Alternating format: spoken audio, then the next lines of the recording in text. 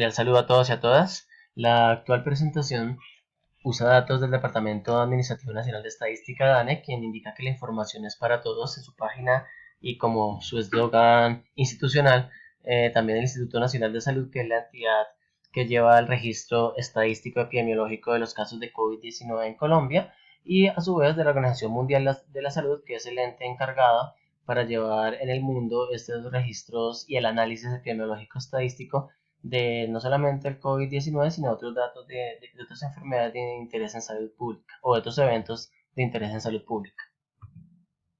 Para empezar, hay que aclarar lo que es la epidemiología y sobre todo que hay dos tipos de epidemiología. Está la epidemiología tradicional, que utiliza sobre todo datos estadísticos y digamos que conceptos de orden médico para utilizar para analizar la distribución y hacer estudios analíticos que permitan analizar los factores determinantes que inciden en que las poblaciones estén expuestas a contraer un virus, o digamos que en el proceso, esa exposición que tienen o esa afectación que pueden tener las comunidades en el proceso de salud de la enfermedad.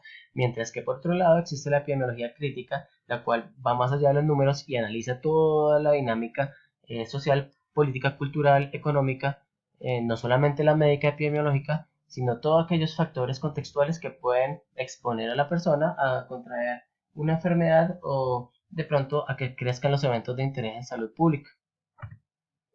¿Cómo se hace ese análisis de la epidemiología crítica? Se usan los determinantes sociales de la salud, y estos son tres, empezando por los determinantes estructurales, que están en manos del Estado, ya que determinan las condiciones socioeconómicas, culturales y ambientales de toda una región. Un ejemplo puntual de esto puede ser que las personas que en una región periférica de Colombia estén sometidas cerca a sus casas a la minería legal o ilegal, de una u otra manera, este tipo de proceso contamina las aguas que esas comunidades terminan usando para su consumo básico o para las necesidades de su hogar. Entonces eso los puede exponer, debido a la falta de regulación por el Estado de ese tipo de actividades, a las licencias ambientales que se otorgan en este caso, a que las poblaciones pues se expongan a cierto tipo de eventos de interés en salud pública. En segundo lugar están los determinantes intermedios, y allí entran pues a colación a aquellos factores como la educación, o sea, el nivel educativo, el acceso a los servicios de salud, las condiciones de vivienda y trabajo, el desempleo, o en su contraparte, digamos que la estabilidad laboral, la agricultura y la producción de alimentos. Y por último, pero no menos importante, sino que de pronto más incidente en este caso, serían los determinantes proximales, ya que aquí entran enfermedades crónicas y factores de riesgo dados por los estilos de vida. Aunque están mezcladas las redes sociales y comunitarias, también es muy fuerte el estilo de vida individual, porque digamos que dentro de los factores de riesgo pueden estar la obesidad y el fumar. Me refiero específicamente a los casos de COVID-19. Pero entonces, ¿qué ocurre? Que estos factores de riesgo no son totalmente los que determinan que la persona muera por COVID, pero sí lo exponen a ser población vulnerable en ese sentido. También hay que empezar por, pues, trazar eh, una línea cronológica en cuanto a lo que es un calendario epidemiológico, el cual es un poco diferente a un calendario normal o el calendario que se maneja en la sociedad como tal. ¿Y es por qué? Porque, por ejemplo, el Instituto Nacional de Salud, haciendo uso de su subsistema Civigila, que es el subsistema más grande de salud pública, el cual vigila los eventos de interés en salud pública, pues toma estas mediciones a través de estas semanas epidemiológicas que se pueden expresar acá en ese calendario epidemiológico. En ese orden de ideas hay que decir que la semana epidemiológica 1 del año 2020 empezó desde el 29 de diciembre del año 2019 e iría hasta el sábado 4 de enero del año 2020, porque ya en el 5 de enero empieza la semana epidemiológica 2. Y asimismo, durante estas semanas epidemiológicas, los centros de salud pública van emitiendo algunos boletines para ir mirando de pronto los eventos, las enfermedades, cómo han ido apareciendo y cuáles han sido los casos determinantes a nivel de pronto estadístico.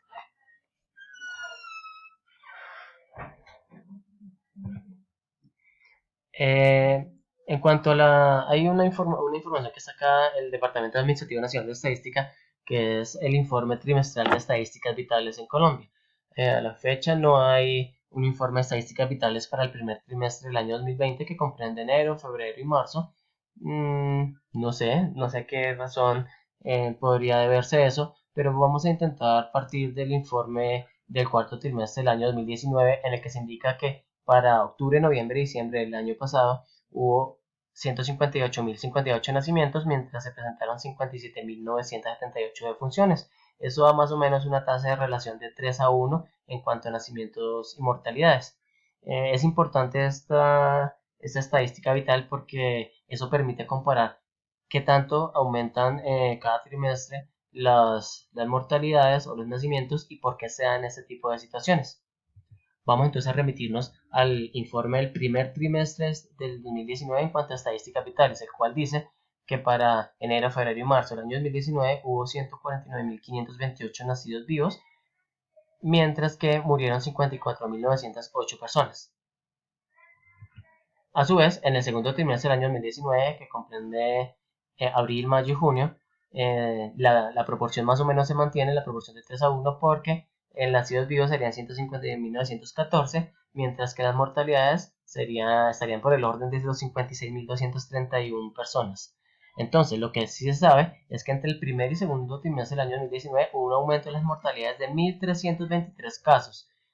O sea, personas que murieron, eh, un aumento en la cantidad de personas que murieron por el orden de más de 1.000 y no había presencia de ningún caso de COVID-19. Entonces habría que preguntarse si esta cifra será cercana a la cantidad de muertes que se van a dar o a justificar por COVID-19 en el año 2020. De pronto lo rebase, de pronto Colombia llegue a 1.500 muertes, lo cual permite que no se dispare tanto la tasa de mortalidad en relación a lo que había ocurrido en el primer y el segundo trimestre del año pasado. Ahora pues, ¿cuál es la situación general del COVID-19 en Colombia según el Instituto Nacional de Salud? Ellos indican que hay 30.000, a corte del 1 de junio del año 2020, habían 30.493 casos con 9.661 recuperados, 969 fallecidos en todo el país. Mientras que si comparamos esto con el censo general del DANE en Colombia durante el 2020, se dice que la estimación de personas es de 48.258.494. Esto indica que el total de infectados en Colombia correspondería al 0,63% de la población, mientras que el total de fallecidos correspondería al 0,02% de la población. Pero si comparamos de pronto el total de fallecidos respecto al total de infectados, habría que decir que la tasa de letalidad del virus es del 3,18%, solamente de la población que ha sido afectada por el COVID-19. Entonces vamos a contrastarlo un poquito con otros eventos de interés en salud pública que son bastante notorios y elevados, como es el caso del dengue, ya que en la semana epidemiológica 17, que iba desde el 29 de diciembre de 2020 hasta el 25 de abril de 2020, se presentaron 48.143 casos de dengue. Eso, teniendo en cuenta que era una medición de 4 meses, se podría determinar en que por mes a nivel nacional se presentaron 12.035 casos de dengue.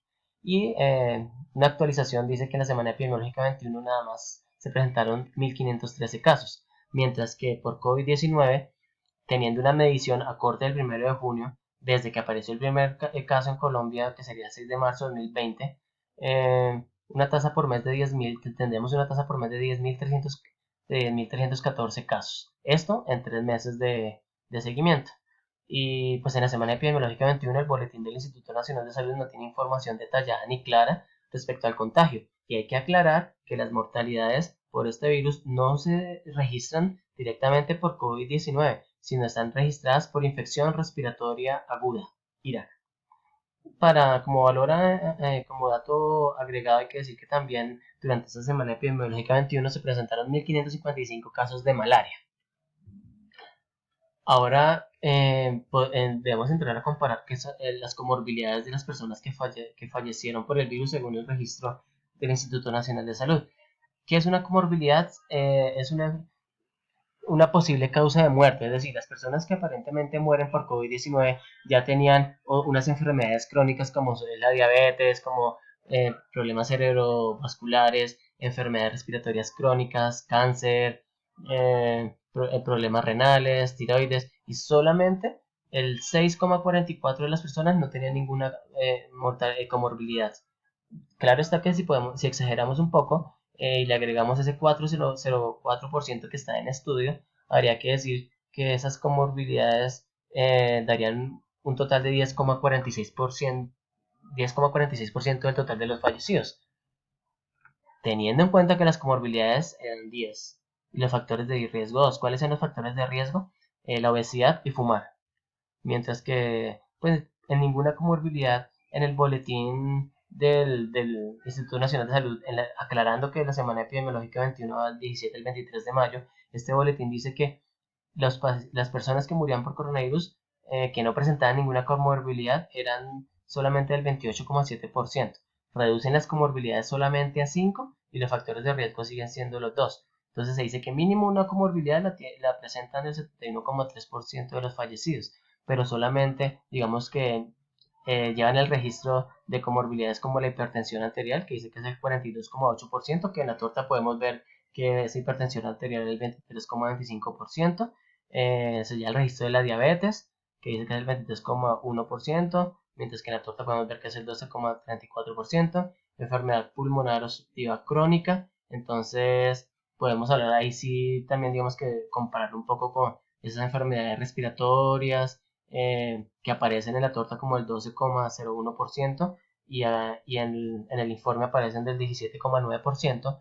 Se toma también la enfermedad cardiovascular, pero vean que esto incrementa, porque mientras en la torta es del 2,51%, en el informe, en el boletín aparece del 15,2%, y pues en la enfermedad renal, que también evidentemente aumenta con un 12,3%, mientras que en la torta era el 6,77%.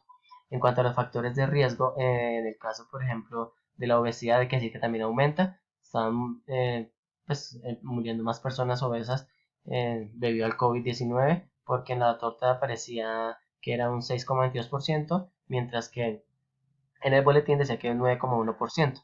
Y en cuanto a los fumadores, también se ve un aumento de esta comorbilidad.